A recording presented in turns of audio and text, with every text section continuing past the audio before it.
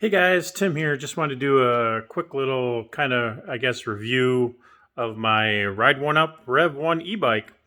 Got it a few weeks ago. I wanted to give myself some time to get some issues sorted out with it and maybe give you my first impressions. A little bit different perspective maybe than a lot of the guys that do these type of reviews, just because I am not an avid e-biker. I'm not even an avid biker. I used to be when I was a kid. That was like 40 years ago. I would love biking and all that.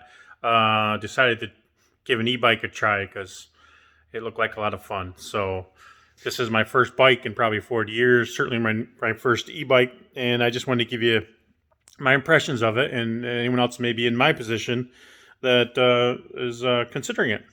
I want to say right up front that the bike is great. Like it's a blast to ride. I'm having a good time with it.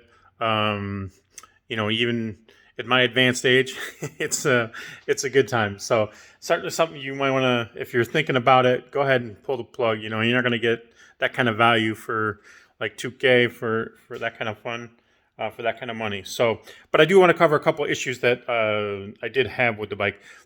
The first issue, really the only main issue I had to do with the chain tensioner. Basically, the chain as it came was too short. And I was told by customer support that it was too short. And basically, what happened in my case, it actually ended up shearing the drive cog off that rear Bafang motor and basically sheared it right off the housing.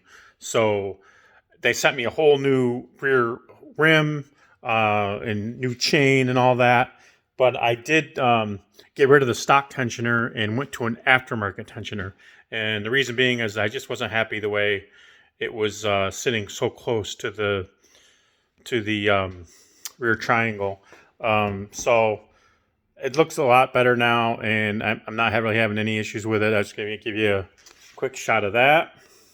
So here you can see how I got a much lower on that lower chain line, much lower than where it would be on the rear triangle normally. It would be up kind of where that foot peg is.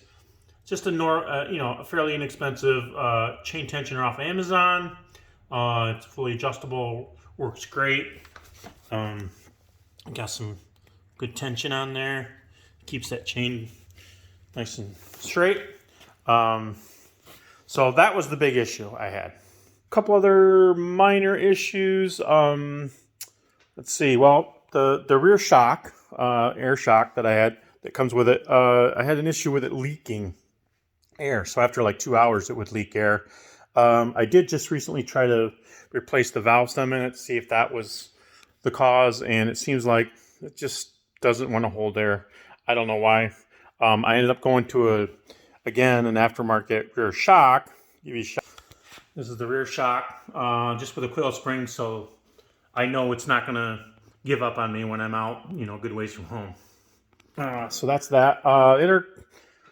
Minor issues I had. It did arrive with a cracked screen. The lower right-hand screen was cracked. Give you right there. Just a small crack. Doesn't look like it would affect anything. Hopefully not, compromise the IP rating or anything like that of the screen, although it's really not waterproof anyway. I think it should be good. The other small issue I had was the footstand, footrest. I'm sorry, the kickstand. The kickstand basically had screws in it, bolts in it that seemed like they were a bit too long. At least after I had replaced the rear wheel one time and I reattached the kickstand, the bolts actually contacted the brake disc and rubbing on the brake disc. So I had to get some smaller or shorter screws for that, and that seemed to fix that problem. But other than that, been enjoying the bike.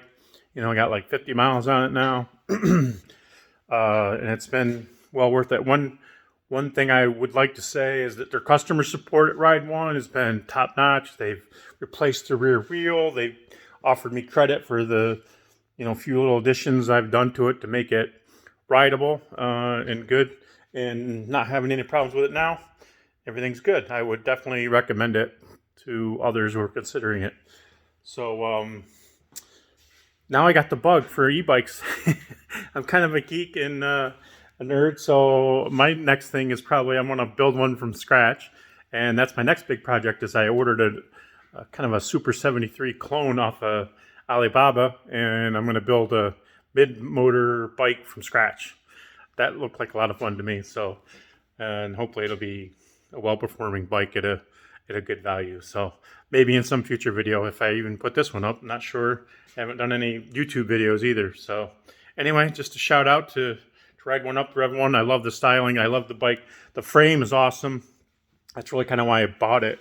It's rated for 400 pounds. I'm a big guy at 270, so I wanted something that's sturdy. And this bike looks great, and it's a strong frame, and I'm enjoying it. All right, I'll see you in the next video maybe. Bye.